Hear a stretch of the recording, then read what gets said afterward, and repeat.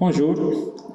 Alors, dans la continuité des cours de rythmologie, destinés pour les externes en quatrième année médecine, mais également pour les gens qui vont préparer leur concours de résidenat et les gens qui vont faire la sixième année médecine, notamment le module des urgences, on va voir aujourd'hui les troubles de l'excitabilité cardiaque.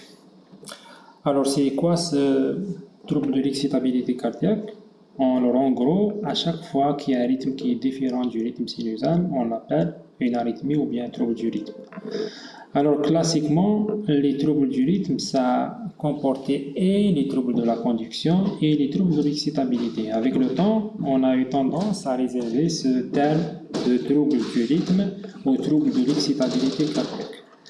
Et les autres troubles, c'est des troubles de la conduction, notamment pour les bradycardies et les troubles de la conduction auriculo-ventriculaire ou bien atriale ou bien intraventriculaire. Alors, ces troubles de l'excitabilité, une définition simple, si seulement les anomalies isolées ou bien associées de la formation et de la conduction d'un influx cardiaque.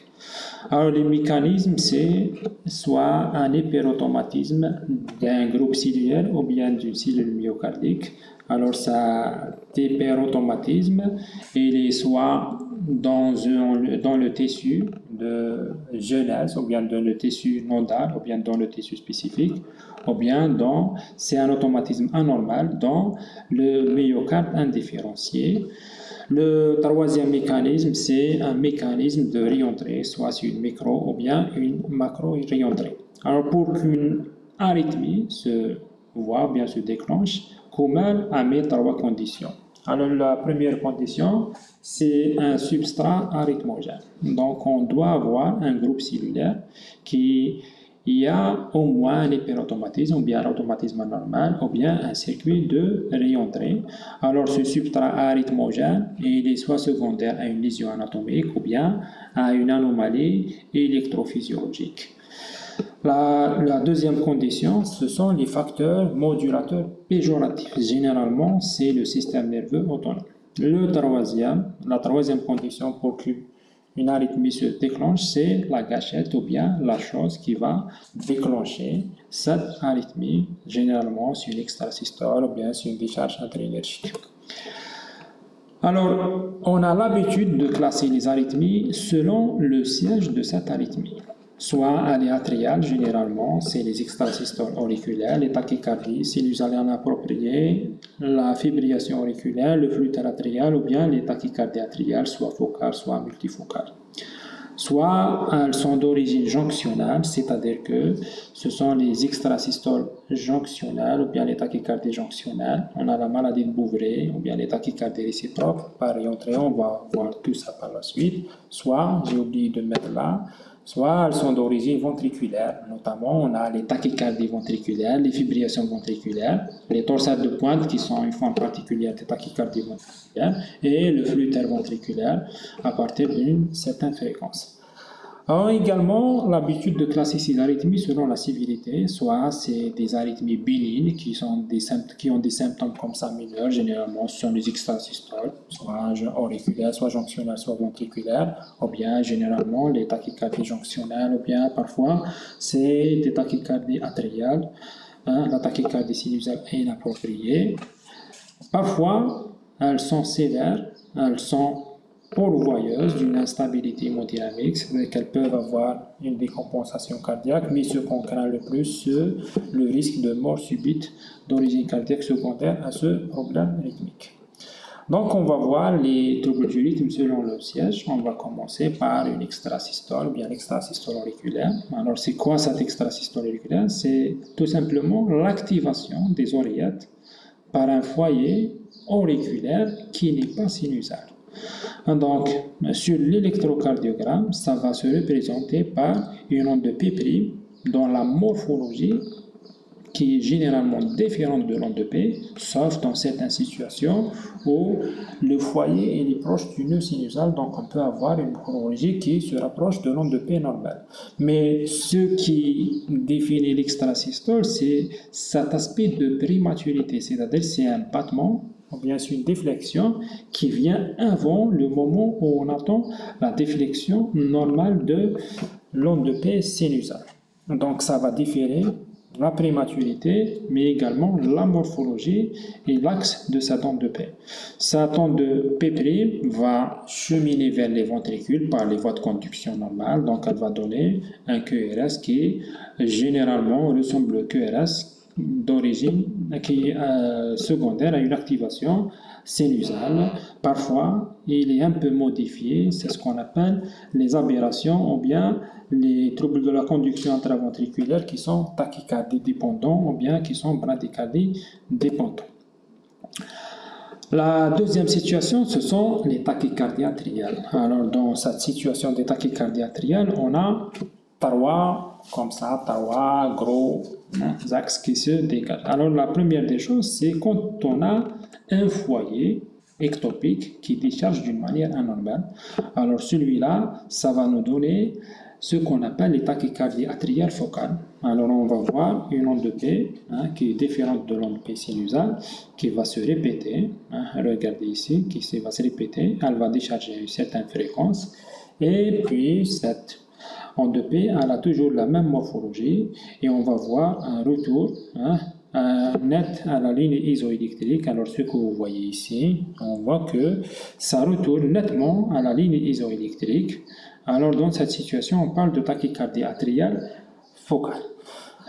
Alors, l'influx qui naît au niveau des oreillettes à une certaine fréquence, généralement entre 150 et 250 par minute, il va cheminer par les voies normales et va activer les ventricules et donner des QRS qui sont normaux. Et ces QRS qui sont normaux, ils vont être à une fréquence inférieure à la fréquence de décharge atriale parce que il y a le filtre auriculoventriculaire, le nœud auriculoventriculaire qui va laisser passer quelques activations d'origine atriale, mais il va bloquer d'autres activations atriales. La deuxième situation, c'est quand on a un circuit de réentrée à l'échelle auriculaire, c'est-à-dire que l'activité électrique, elle va tourner autour d'une zone où la conduction elle est malade, c'est-à-dire c'est une conduction qui est lente. Alors, généralement, c'est ce qu'on appelle le flux atrial. Alors, ce flux atrial, c'est quoi? Généralement, c'est une extrasystole qui va déclencher ce flux-ter. Alors, ce flux-ter, ça comporte un circuit et dans le flux-ter commun, généralement, le problème, ça va se situer dans la région cavo-ismique. L'extrasystole qui va déclencher ce circuit, l'extrasystole qui va déclencher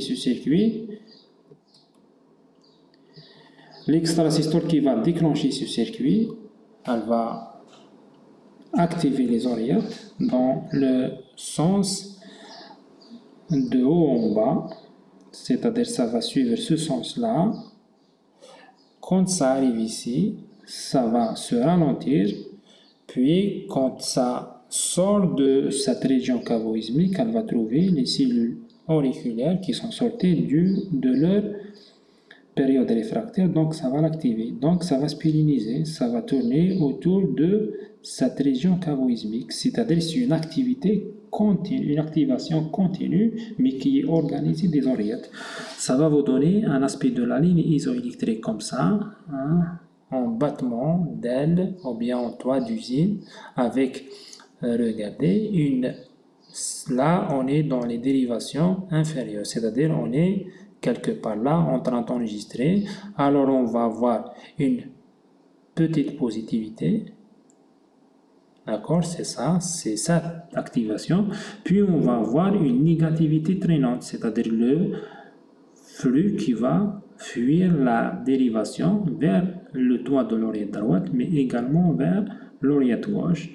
Et on va voir cet aspect, généralement, ça va décharger une fréquence aux alentours de, disons, 300 par minute. C'est 280 à 320 par minute, c'est ce qu'on appelle le flux atrial.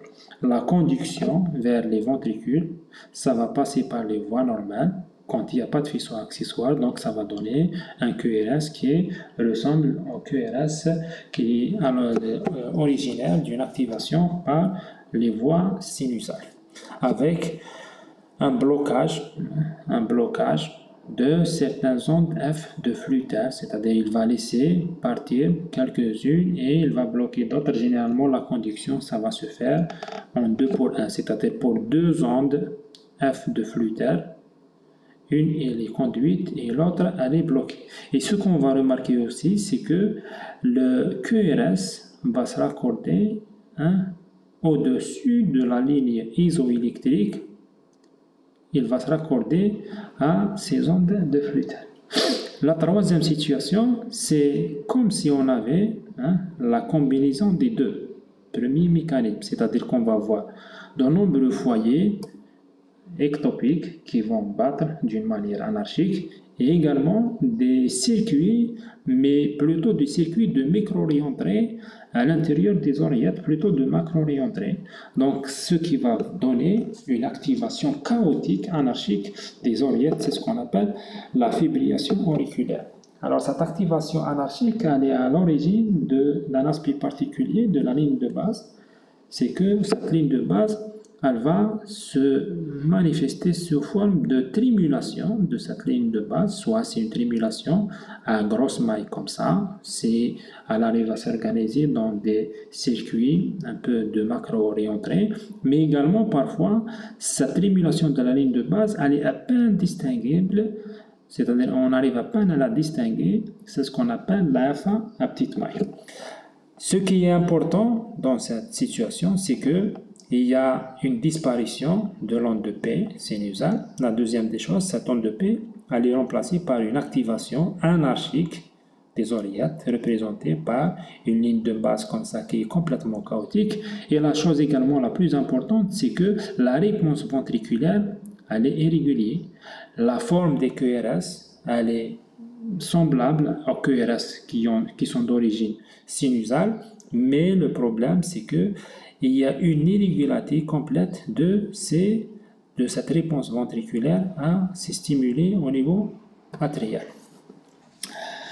Le deuxième foyer, ou bien la deuxième région qui peut comporter un trouble de l'excitabilité, c'est la jonction auriculo-ventriculaire. Alors, les troubles de rythme qui sont d'origine jonctionnelle, soit ils naissent au niveau de la jonction, c'est-à-dire le nœud auriculo-ventriculaire, ou bien le tronc du faisceau de His, ou bien c'est un problème rythmique dont le circuit passe obligatoirement par la jonction auriculo-ventriculaire, soit par le nœud auriculo-ventriculaire ou bien le tronc du faisceau de His, soit il va emprunter un faisceau accessoire qui va court-circuiter et la jonction auriculo-ventriculaire et va faire communiquer le myocarde atrial avec le myocarde ventriculaire. Cette extrasystole jonctionnelle qui peut naître au niveau du nœud auriculo-ventriculaire ou bien du tronc du faisceau de His, c'est une extrasystole qui est prématurée, c'est-à-dire c'est une activation prématurée. L'origine du foyer, c'est au niveau de la jonction auriculo-ventriculaire, puis il va remonter en même temps il va descendre vers les ventricules, donner un QRS, mais également il va remonter vers les oreillettes. En descendant vers les ventricules, il va donner un QRS qui est semblable au QRS d'origine supraventriculaire ou bien d'origine sinusale. En remontant vers les oreillettes, ça va donner des ondes P qu'on appelle des ondes P rétrogrades. C'est des ondes P qui sont un peu comme ça, négatives dans les dérivations inférieures. La deuxième arythmie qui peut concerner la jonction auriculo-ventriculaire, ce sont les tachycardies jonctionnelles. Donc, c'est des tachycardies dont le circuit débute ou passe obligatoirement par la jonction auriculo-ventriculaire. C'est un groupe hétérogène, ça comporte des tachycardies réciproques paroxystiques, c'est-à-dire on va avoir des réentrées soit intranodales dans le nœud auriculo-ventriculaire, soit des réentrées intraventriculaires qui font intervenir un faisceau accessoire ou bien un court-circuit entre le myocarde atrial et le myocarde ventriculaires. Soit c'est des tachycardies jonctionnelles automatiquement, c'est des tachycardies paroxystiques, c'est-à-dire c'est un foyer d'automatisme qui est anormal, ou bien qui est exalte d'un hyperautomatisme qui se situe dans soit le tronc du faisceau de His ou bien le nœud auriculoventriculaire, un son paroxystique, soit c'est des tachycardies réciproques permanentes, ça sont exceptionnelles, il faut intervenir un faisceau accessoire. Alors, c'est quoi cette question de réentrée? Alors, la réentrée, ça comporte essentiellement un circuit de dualité de conduction ou bien un circuit de bloc de conduction unidirectionnelle. Alors, quand on arrive dans les voies normales, alors quand vous voyez un influx qui arrive ici dans les voies normales, il va trouver deux voies, il va passer dans les deux voies. En même temps, il va passer et outrepasser ça. Par contre, si vous avez un foyer de bloc unidirectionnel, c'est-à-dire un foyer qui bloque dans un sens, mais qui laisse passer dans un autre sens. Alors, quand vous avez votre activation, quand dans la voie normale, ça va passer normalement, alors que dans la voie où il y a trouble de conduction unidirectionnelle, quand il arrive, ce foyer, l'influx, il va s'arrêter. Mais par contre, cette voie qui conduit normalement, ça va continuer à conduire et ça va contourner le foyer et il va passer de l'autre côté du foyer de bloc. Et ainsi, il va tourner autour de ce foyer, ce qui va constituer une activation permanente par réentrée par cette voie de bloc unidirectionnelle. Si on applique ce principe sur les structures jonctionnelles, on a deux situations. Soit le foyer de réentrée se situe à l'intérieur du nœud auriculoventriculaire. Alors voilà un nœud auriculoventriculaire avec ses voies de conduction qui sont normales, c'est-à-dire le flux, quand il arrive ici, il va passer ici, il va progresser, tronc du faisceau de His avec ses branches. Maintenant, si vous avez un foyer de micro-réentrée à l'intérieur de nœud auriculoventriculaire, c'est-à-dire que vous avez une voie de conduction rapide avec une voie de conduction lente où il y a un bloc. Quand l'influx va arriver ici, il va être bloqué dans cette voie lente, mais il va emprunter la voie rapide. Alors quand il arrive ici, il va trouver la voie lente qui a une conduction, un bloc unidirectionnel dans ce sens. Alors elle a un bloc unidirectionnel dans ce sens, mais par contre l'influx peut cheminer dans l'autre sens. Et ça commence à tourner comme ça à l'intérieur du nœud auriculoventriculaire. C'est ce qu'on appelle les tachycardies réciproques intranodales ou bien les TRI. Alors, soit c'est comme ça, soit c'est dans l'autre sens. Ça dépendra des caractéristiques des deux voies. Alors, quand c'est comme ça, c'est ce qu'on appelle l'orthodromique. Ça, c'est l'antidromique. Dans la deuxième situation, le foyer de court-circuit ou bien le foyer de réentrée, ça implique un foyer accessoire qui va faire court-circuiter l'activation ou bien la progression de l'influx entre le myocarde atrial et le myocarde ventriculaire. Alors dans cette situation, la voie accessoire, l'influx, ça peut descendre par la voie normale et remonter par la voie accessoire. C'est ce qu'on appelle les tachycardies réciproques par voie accessoire ou bien par court-circuit atrioventriculaire. Alors dans cette situation, si ça suit la voie normale pour descendre et la voie accessoire pour remonter, c'est l'orthodromique, et si c'est le contraire, c'est ce qu'on appelle l'antidromique. Alors les tachycardies jonctionnelles, ou bien la maladie de Bouvray, M. Bouvray, il a fait une description de tachycardie paroxystique à début et à fin brusque sur un cœur sain. M. Bouvray a fait cette description avant même l'avènement de l'électrocardiogramme. Donc pour dire que toutes les tachycardies jonctionnelles, ce sont des maladies de Bouvray, on est dans le faux parce que c'est un terme classique qu'il ne faut plus utiliser, mais plutôt maintenant, il faut parler de tachycardie par réentrée intranodale. Alors que les tachycardies à début et à fin brusque qui sont paroxystiques, ça peut correspondre à une fibrillation auriculaire, ça peut correspondre à une tachycardie atriale, ça peut correspondre à de nombreuses tachycardies sans que ça soit jonctionnel. Donc, ce n'est pas exclusif des tachycardies jonctionnelles. La deuxième entité qu'il faut connaître, c'est le syndrome de Wolff, Parkinson et White, qui sont des tachyarrhythmies, c'est-à-dire que pour parler du syndrome, il faut avoir au moins un événement de tachyarrhythmie récurrente associé à la présence d'un faisceau accessoire atrioventriculaire entraînant une préexcitation ventriculaire. Alors c'est quoi cette préexcitation? Cette préexcitation, c'est l'expression électrique d'un court-circuit entre le myocarde atrial et le myocarde ventriculaire. Normalement, tous les phénomènes électriques ou bien les ondes d'activation ventriculaire, ça doit passer par un seul chemin qui est le nœud auriculo-ventriculaire et le tronc du faisceau de His.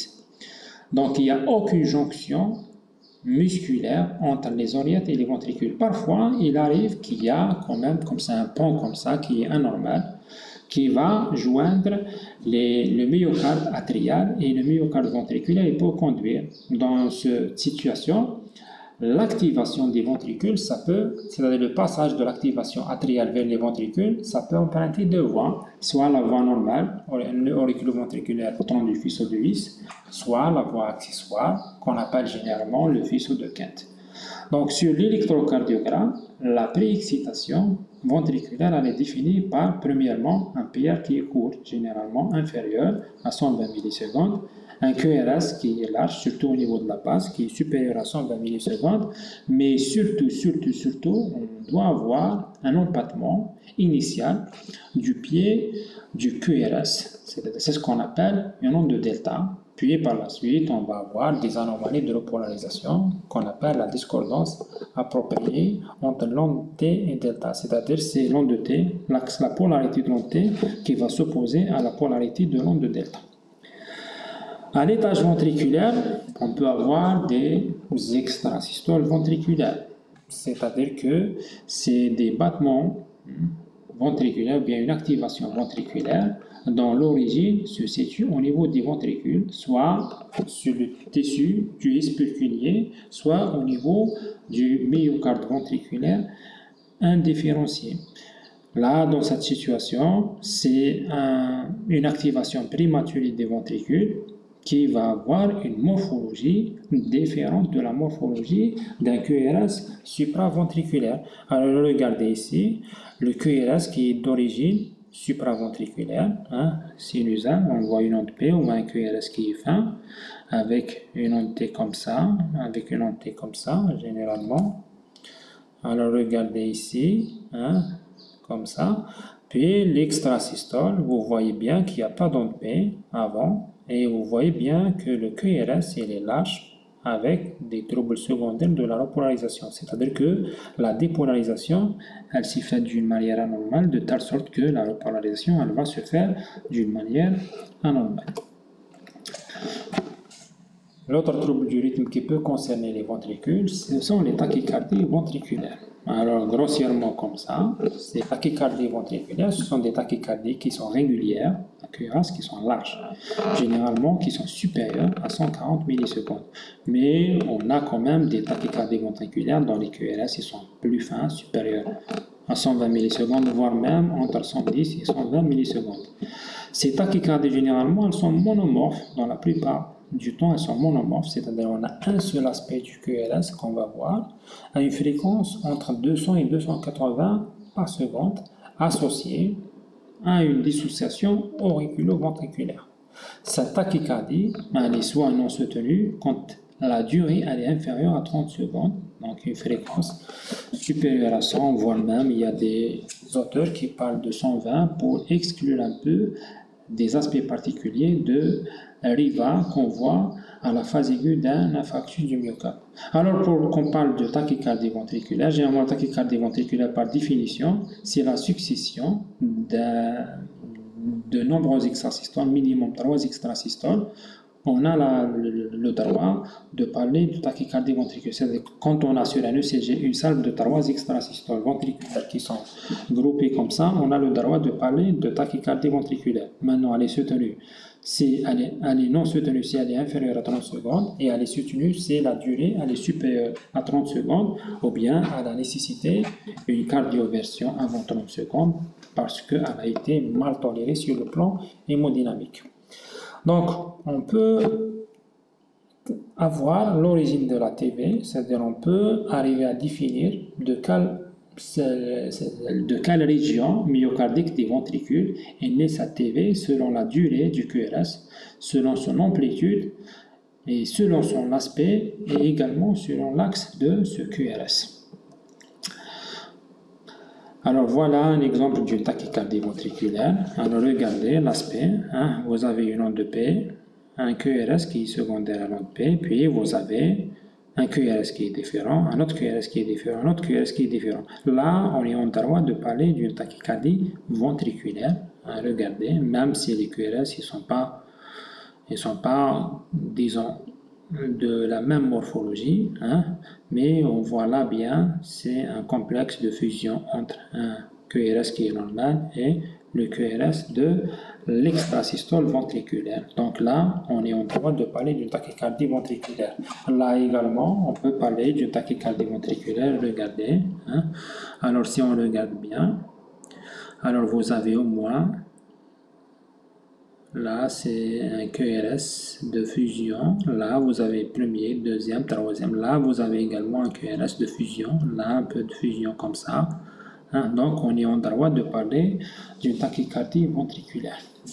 Alors là, quand vous avez sur le même ECG un aspect du QRS normal, d'activation supraventriculaire, et un aspect du QRS extrasystolique, là, c'est facile de dire que probablement c'est une TV. Par contre, quand vous avez tous les QRS, c'est plus difficile de parler de TV parce que ça peut correspondre à des tachycardies supraventriculaires.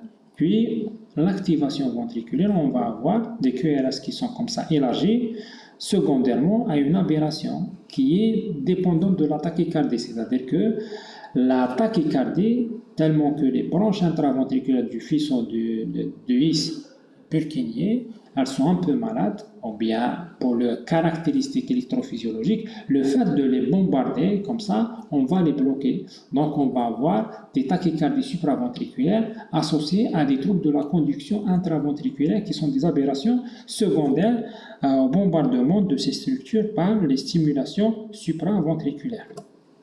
Donc il y a beaucoup de diagrammes, il y a d'algorithmes, il y a l'algorithme de Pava, il y a l'algorithme de Brugada, qui peuvent vous aider quand même à avoir un raisonnement devant ces tachycardies à QRS large qui sont régulières pour dire est-ce que réellement c'est une tachycardie ventriculaire ou bien c'est une tachycardie supraventriculaire. Mais plutôt, au lieu de suivre les algorithmes qui se focalisent la plupart du temps sur un seul élément. Par exemple, celui de Pava, ça donne beaucoup d'importance à l'onde R en AVR, alors que si on n'a pas ce critère, on n'arrive pas à raisonner sur ça. Il y a eu un consensus, je pense en 2008-2009, et on a établi ce qu'on appelle un score de TV. Alors, ce score de TV, ça comporte 7 éléments avec 8 points. La dissociation auriculo-ventriculaire, c'est 2 points. Les autres éléments tous, c'est un seul point. Alors, le principe, c'est quoi? Le principe, c'est de voir ce complexe QRS d'activation ventriculaire, est-ce qu'il est d'origine ventriculaire ou bien c'est une aberration. Alors, si c'est une aberration, ça veut dire que la partie initiale du QRS, ça va partir dans les voies normales. Donc, on va avoir une activation rapide des ventricules initialement. Alors, toute prolongation de la partie initiale du QRS, ça veut dire probablement qu'on est dans le cadre d'une TV. Alors, regardez, si vous avez en V1 par exemple, une onde R initiale qui est prédominante, chose qu'on n'a pas l'habitude de voir, sauf dans le bloc de branche thyroïde, on peut avoir cet aspect, mais dans le bloc de branche thyroïde, généralement, on va avoir un crochetage de QRS, c'est-à-dire l'onde R, au moins elle est crochetée. Et généralement, si elle est crochetée, R', elle est supérieure à R initiale. Là, quand vous avez l'R initiale qui est dominante, on est plutôt dans la TV plutôt que dans l'aberration. Si vous avez une onde R petite qui est initiale, avec une durée supérieure à 40 millisecondes quand le QRS est négatif en V1, V2. Alors, quand vous avez également un aspect du QRS négatif en V1, V2, mais avec crochetage de la branche descendante ou bien de la branche ascendante de l'onde S.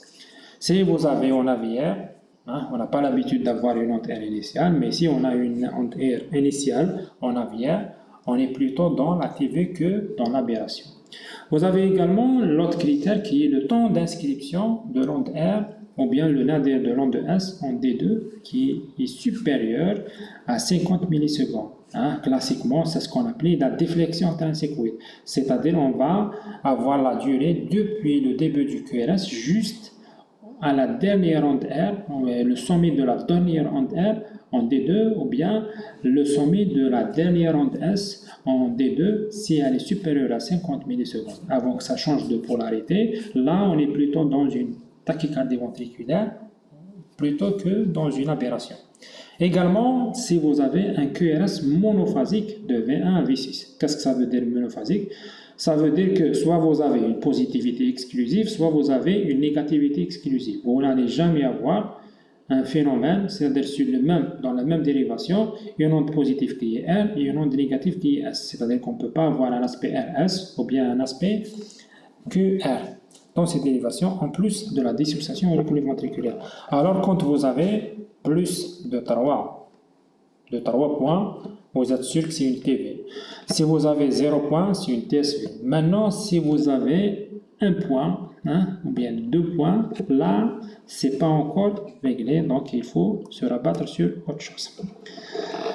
L'autre trouble du rythme ventriculaire, c'est la torsade de pointe. Alors, la torsade de pointe, c'est quoi? Alors, son histoire naturelle, c'est une tachycardie polymorphe. Vous voyez bien que l'aspect des QRS, ça va changer dans l'amplitude et dans la largeur, de telle sorte qu'on a l'impression que c'est en train de tourner autour d'une ligne comme ça se tourne sur une ligne comme ça. Alors, généralement, c'est des crises répétitives de 5 à 10 secondes de cette tachycardie ventriculaire qui régresse, puis qui reprend, puis qui régresse. On peut avoir beaucoup de crises en même temps. Alors, son histoire naturelle, c'est quoi? Généralement, vous avez un QRS normal, une activation normale, puis vous avez une extrasystole qui survient sur l'onde T. Puis vous avez un repos, une bradycardie. Cette bradycardie va prolonger davantage l'espace QT, de telle sorte que l'extrasystole va tomber sur le sommet de l'onde T. L'extrasystole qui va tomber sur l'onde T, ça veut dire qu'il va y avoir une stimulation de ces cellules myocardiques dans une période qui est vulnérable. C'est la période 3 du potentiel d'action, la phase 3 du potentiel d'action. Et ça va déclencher cette tachycardie polymorphe. Le risque avec cette tachycardie, c'est qu'elle peut dégénérer vers une fibrillation ventriculaire et le décès survient par la suite. L'autre problème rythmique, c'est la fibrillation ventriculaire. C'est, comme vous voyez, c'est une activation anarchique des ventricules, c'est une incompétence hémodynamique et le patient va se présenter dans un état de mort apparente et s'il n'est pas défibrillé, c'est-à-dire s'il ne reçoit pas un choc électrique externe, la suite va être fatale et le patient va décéder. On aura un tableau d'asystolie avec un tracé plat. On va développer un aspect particulier, un trouble du rythme particulier qui est fréquent, qui est la fibrillation auriculaire. Alors, la gestion de la fibrillation auriculaire, je pense que le professeur Cachnora a déjà mis en ligne une présentation sur la AFA aux urgences que vous pouvez consulter sur le site de la faculté de médecine. Alors, c'est quoi cette fibrillation atriale?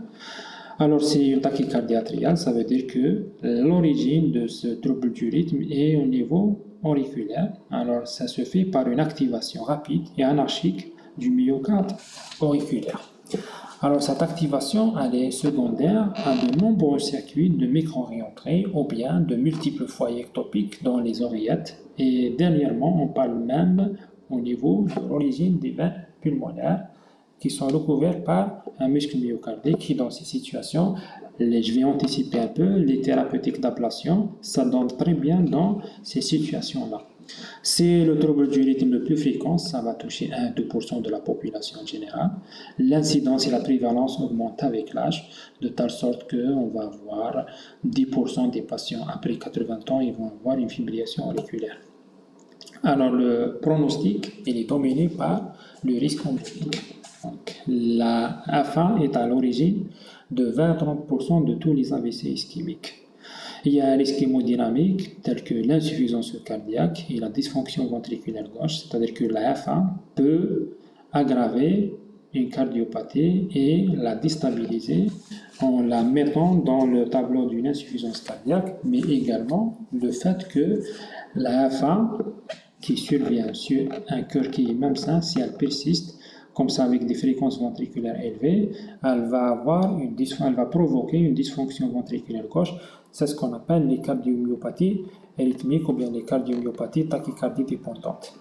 La AFA également est à l'origine des hospitalisations, c'est-à-dire 10 à 40% des patients en AFA vont être hospitalisés par année suite aux complications, bien aux symptômes qui sont provoqués par la AFA même. Cette AFA elle est à l'origine d'une mauvaise qualité de vie et ceci indépendamment des autres comorbidités, soit cardiovasculaires, soit non cardiovasculaires. Ça augmente la mortalité, soit par mort subite, ou bien par des AVC ischémiques, ou bien dans des tableaux d'insuffisance cardiaque. Également, ça va avoir un impact neurologique, notamment en provoquant des déclins cognitifs et des démences vasculaires.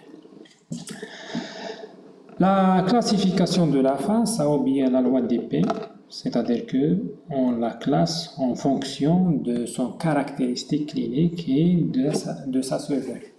Alors, quand vous avez un premier épisode, ou bien une première découverte de AFA, cette AFA n'est pas classable. C'est-à-dire qu'on ne sait pas quel est son statut évolutif, ou bien quel est son statut clinique. C'est après qu'on va classer la AFA, soit en paroxystique. Une AFA paroxystique, c'est-à-dire une AFA qui est spontanément résolutive, généralement inférieure à 48 heures. Ça peut partir même jusqu'à 7 jours. On devrait même mettre les AFA qui sont réduites par cardioversion avant 7 jours dans cette catégorie de AFA. La deuxième classe, c'est les AFA persistantes. Généralement, c'est des AFA qui persistent au-delà de 7 jours et qui nécessitent une action, suite à une action de cardioversion, donc après les 7 jours. Une AFA persistante long cours, c'est une AFA qui persiste jusqu'à supérieur à 1 an, puis après 1 an, on décide quand même d'adopter une stratégie de contrôle du rythme, c'est-à-dire on décide de remettre le patient au rythme sinusal par une cardioversion soit électrique, soit pharmacologique. La AFA, elle est permanente à partir du moment où le patient et le médecin décident d'adopter juste une stratégie de contrôle de fréquence ventriculaire ou bien de fréquence cardiaque et ne pas tenter de remettre le patient au rythme sinusal parce que ça comporte plus de risques que de bénéfices. On a également l'habitude de donner d'autres terminologies pour l'AFA. On parle d'une AFA valvulaire. Alors cette AFA valvulaire, c'est problématique parce qu'il y a eu des évolutions dans cette technologie en 2006, 2008, puis 2009, 2012, puis 2016. Alors au début, la AFA valvulaire, c'était une AFA qui était réservée aux AFA avec une atteinte rhumatismale mitrale, sans trop définir cette maladie mitrale significative. Est-ce que c'est IM, est-ce que c'est une fuite, est-ce que c'est une sténose? Également, c'était une AFA qui est réservée quand il y avait une prothèse valvulaire intracardiaque, soit c'est une prothèse mécanique, soit c'est une bioprothèse. Et également, ça a été réservé également aux AFA associés à des gestes chirurgicaux conservateurs sur la valve métal, c'est ce qu'on appelle les plasties ou bien les dilatations percutanées. Alors, les dernières, on réserve le terme de AFA valvulaire juste pour les AFA associés à une sténose mitrale rhumatismale significative, c'est-à-dire modérée à serrée, ou bien une AFA associée à une prothèse valvulaire mécanique, c'est-à-dire qu'on a exclu les AFA avec des bioprothèses. Alors, cette définition, elle est surtout cette ségrégation plutôt, elle est surtout faite pour le risque thromboembolique et pour la thérapeutique, c'est-à-dire la FA valvulaire, on met les antivitamines K, alors que la FA non valvulaire, on peut mettre les nouveaux anticoagulants directs oraux. Alors le doute ou bien la zone d'ombre, ça reste pour les FA associés à un geste chirurgical sur la valve mitrale dans les 6 mois, ou bien les AFA qui sont associés à une bioprothèse dans les 3 mois. Alors dans ces situations, on ne les classe pas dans les AFA valvulaires, mais plutôt on donne pas de nouveaux anticoagulants directs oraux, mais plutôt on met le patient sous antivitamine K. La AFA elle est dite isolée quand elle survient si un sujet jeune, avant 60 ans, sans atteinte structurelle cardiaque, c'est-à-dire qu'il a une échocardiographie qui est normale, il n'a pas de cardiopathie sous-jacente, avec un risque thromboembolique qui est faible, c'est-à-dire qu'il n'a pas de facteur de risque thromboembolique et sans pathologie pulmonaire qui peut, ou bien autre pathologie qui peut expliquer cette AFA.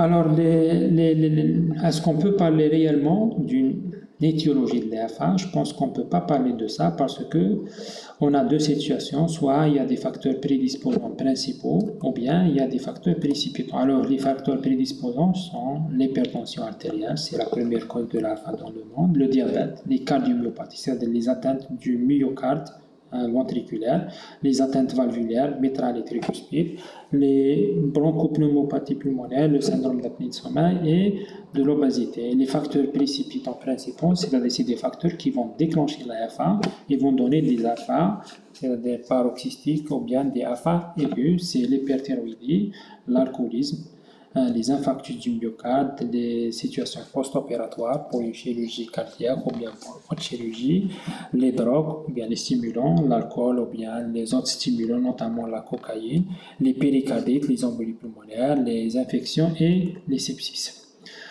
Alors, sur le plan clinique, les circonstances de découverte, elles sont de 3. Soit c'est une découverte fortuite, c'est les patients asymptomatiques, généralement qui font des FA qui sont silencieuses, ou bien on découvre une FA lors d'un suivi d'une cardiopathie, ou bien le suivi pour une autre condition pathologique, une HTA par exemple.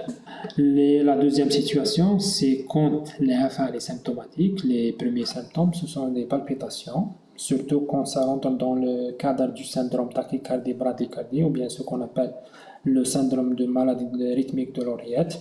Ça peut se manifester par des signes d'insuffisance cardiaque, notamment la dyspnée avec tous les stades, l'asthénie ou bien une fatigabilité anormale. Parfois, ça peut se manifester par des signes de bas débit ou bien d'hypoperfusion, soit coronaire, ça va se manifester par un angor, ou bien des signes d'hypoperfusion cérébrale, c'est représenté par des malaises, voire même des syncopes.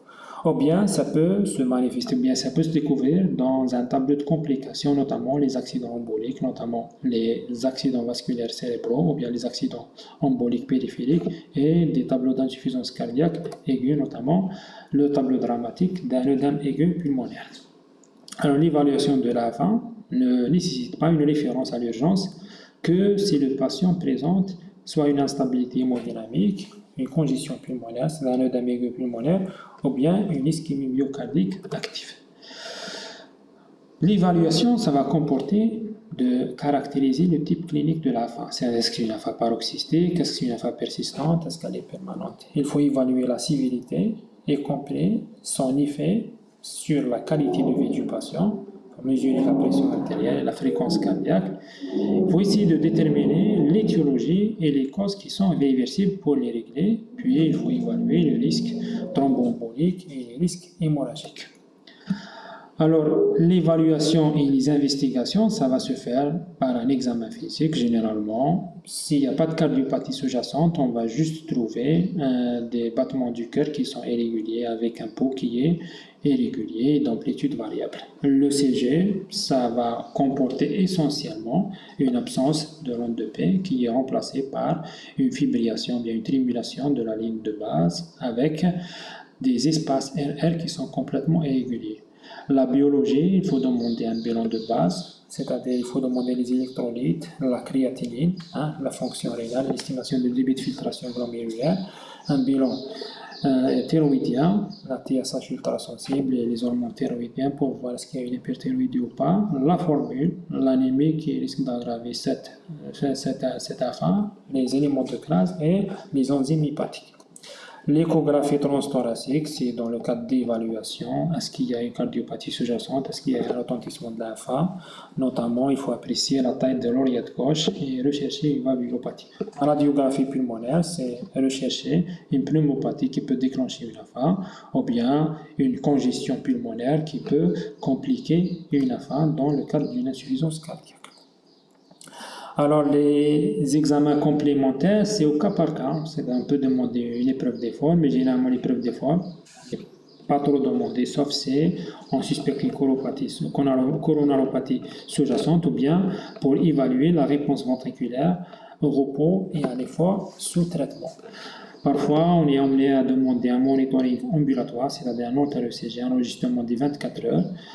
Alors, c'est dans un but diagnostique, s'il y a suspicion d'une infarct paroxystique chez un patient qui ou bien chez un patient qui a fait une complication qu'on n'arrive pas à expliquer, notamment les complications thromboemboliques, ou bien c'est pour vérifier le contrôle de la fréquence ventriculaire et établir une corrélation entre les symptômes et l'infarct.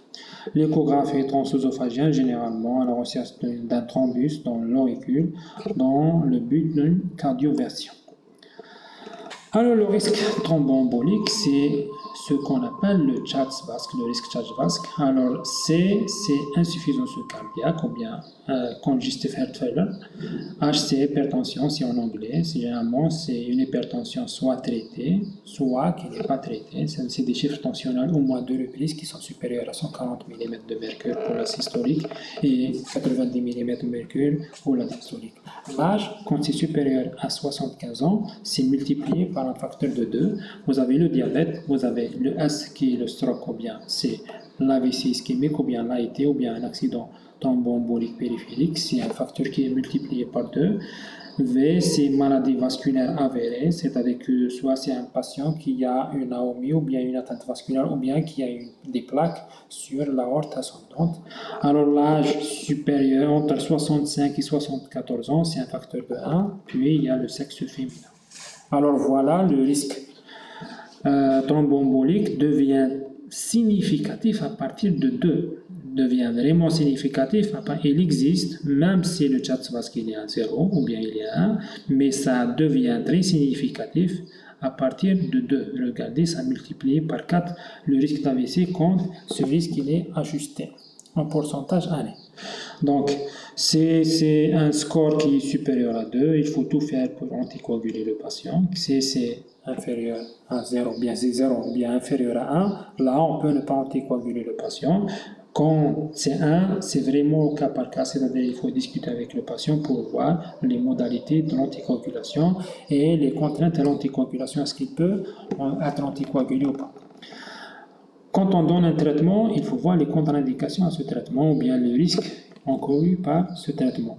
Donc, en plus du risque thromboembolique, il faut calculer le risque hémorragique. Il y a beaucoup de scores, mais à mon sens, le score qu'il faut retenir, c'est le Hasbled score, même s'il ne comporte pas tous les éléments du risque hémorragique. Alors, comme vous voyez, les mêmes paramètres de risque hémorragique sont les paramètres de risque thromboembolique. Regardez par exemple l'hypertension artérielle. Alors là, plus les chiffres sont élevés, plus le risque il est important. Là, c'est les anomalies de la fonction rénale ou bien les anomalies de la fonction hépatique. Alors 1, c'est juste rénal et c'est multiplié par un facteur de 2 s'il y a les deux. C'est-à-dire s'il y a une anomalie rénale et bien il y a une anomalie hépatique. Les accidents thromboemboliques, le stroke, alors vous voyez, c'est un élément du risque thromboembolique, mais également c'est un élément du risque hémorragique. Le B, ça correspond à un antécédent de saignement majeur. Le L, c'est un INR labile, généralement dans 60% des cas, il n'est pas dans la marge thérapeutique. Le E, c'est elderly, c'est un âge avancé supérieur à 65 ans. Le D, c'est des drogues, c'est-à-dire qui augmentent le risque de saignement, soit les drogues, soit c'est les anti-agrégants plaquettaires, soit les anti-inflammatoires, soit c'est les autres drogues qui vont, notamment l'alcool, qui vont majorer le risque hémorragique. Donc, regardez bien, là, ici également, le risque hémorragique, ça devient plutôt très significatif à partir d'un chiffre de 3. Ça existe pour les autres, mais plutôt par un risque de 3. Alors, ce score de Hasblat, il ne faut pas le voir comme une contre-indication, mais il faut voir comme un score où on va chercher les éléments qui augmentent le risque hémorragique qu'il faut régler. C'est-à-dire, il faut les chercher, il faut les régler pour, par la suite, mettre le patient en sous-traitement anticoagulant parce qu'il va en bénéficier probablement. Donc, la prévention des AVC et des accidents thromboemboliques, ça passe par un traitement anticoagulant.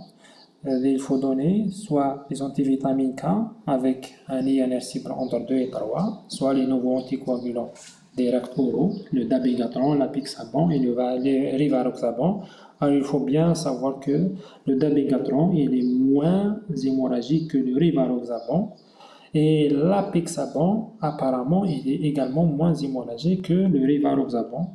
Parfois, dans certaines situations, on est juste amené à donner des antiagrégants plaquettaires, notamment l'aspirine ou bien le clopidogrel. Alors, cette anticoagulation, bien cette prévention, ça va se faire selon l'estimation du risque hémorragique et du risque thromboembolique. Et pour le risque thromboembolique, quand c'est supérieur ou égal à 2, il faut tout faire pour donner un traitement anticoagulant parce que le risque devient plus important. Quand c'est 0, on peut ne pas donner un traitement anticoagulant. Quand c'est 1, c'est au cas par cas. C'est-à-dire on doit discuter traitement anticoagulant avec le patient et avec ses conditions. Mais sachez bien que l'aspirine dans cette situation est une alternative acceptable, surtout chez les patients qui ont juste un problème vasculaire. Pour le risque hémorragique, il dépend bien sûr des caractéristiques du patient, mais également ces caractéristiques de patient, elles sont représentées par le score Hasblat, c'est-à-dire le DEXA supérieur à 3, il faut envisager une consultation en spécialité pour déterminer la meilleure option du traitement. Ça va également dépendre de la molécule utilisée. Sachez bien que les antivitamines K ils sont plus hémorragiques, par exemple, que les antiagrégants plaquettaires. Les antivitamines K ils sont plus hémorragiques que le dabigatran, par exemple. Alors que le dabigatran, il est moins hémorragique que le rivaroxaban. C'est-à-dire il faut discuter au cas par cas. Également, il y a cette technique qu'on ne pratique pas souvent, c'est exceptionnel qu'on la pratique quand c'est possible, l'exclusion de l'auriculocoche qui peut prévenir les accidents thromboemboliques. Le deuxième versant de la prise en charge d'une fibrillation auriculaire, en plus du traitement thromboembolique, c'est le traitement antiarythmique. Alors ce traitement antiarythmique, ce n'est pas un traitement curatif, mais c'est un traitement qui vise à améliorer les symptômes du patient et à conserver une bonne qualité de vie. Alors, deux stratégies qui se posent. La première, c'est le contrôle du rythme, c'est-à-dire qu'un patient qui passe en enfant, on va essayer de le remettre dans son rythme physiologique, on le remettre en rythme sinusal, ou bien on va juste se contenter de contrôler la fréquence ventriculaire ou bien la fréquence de la réponse ventriculaire aux sollicitations supraventriculaires. Donc, ce traitement antiarythmique, il n'a aucune influence sur le traitement anticoagulant. Et il n'y a pas de différence à long terme sur la mortalité et sur les accidents thromboemboliques entre les deux stratégies. C'est-à-dire soit le patient persiste en rythme sinusal ou bien il est en F1 avec contrôle de la fréquence ventriculaire et il n'y a pas de différence sur la mortalité et les accidents thromboemboliques. La seule différence, c'est sur le symptôme et la qualité de vie. Alors pour contrôler la fréquence, on peut avoir un profil qui va nous aider à prendre une décision quant à la stratégie à aborder. Alors quand on veut contrôler juste la fréquence, c'est-à-dire on va juste ralentir, c'est une AFA qui est persistante, il y a moins de chances que ça reste en rythme sinusal.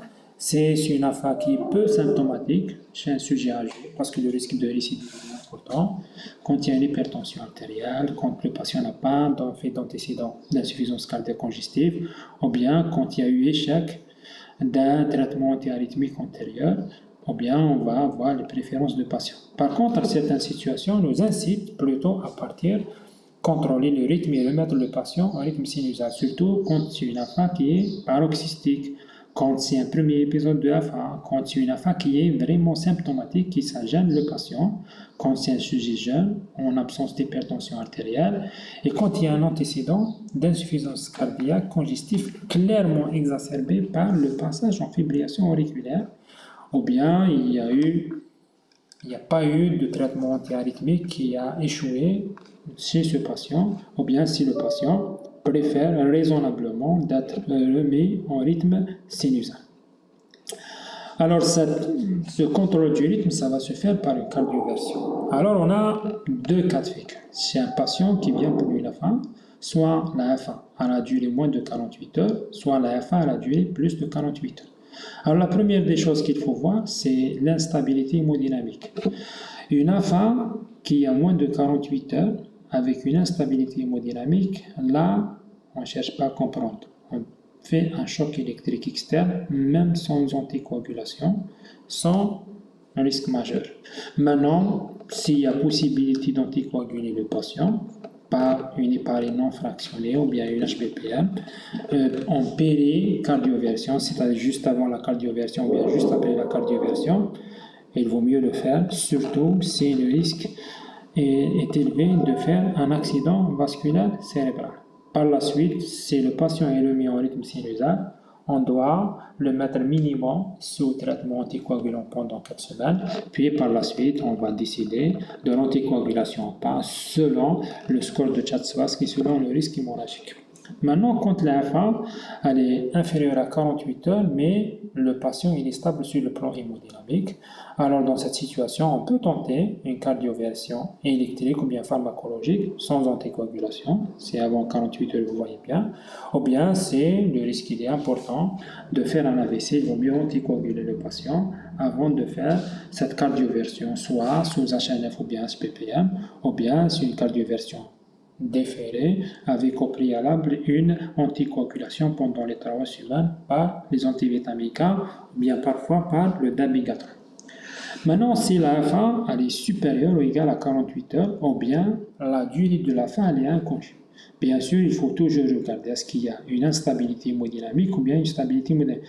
Maintenant, s'il y a une instabilité, là j'ai oublié IN, c'est-à-dire s'il y a une instabilité hémodynamique, toujours l'hémodynamique ça l'emporte. Il faut faire choc électrique externe sans anticoagulation, ou bien de préférence on peut encadrer la cardioversion par une anticoagulation par HNF ou bien HBPR.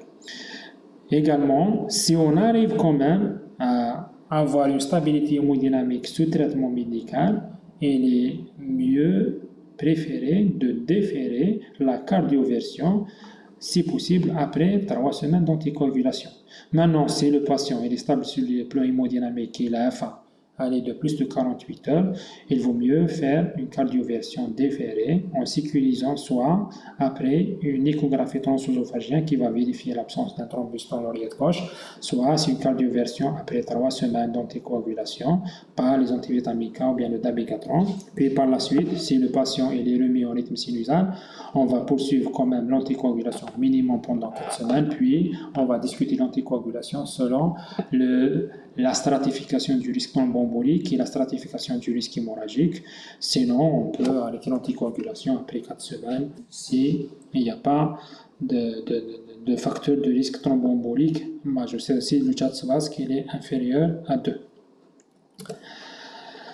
Pour le contrôle du rythme, les agents du contrôle du rythme, ce sont les antiarythmiques. C'est les antiarythmiques de classe 1, c'est le flecainide et le propafenol, qui sont contre-indiqués quand même en cas de dysfonction ventriculaire gauche ou bien d'une insuffisance cardiaque, quand il y a une hypertension ventriculaire gauche ou bien une cardiopathie ischémique. Les autres antiarythmiques de contrôle du rythme, généralement, c'est les antiarythmiques de classe 3, notamment l'amiodarone.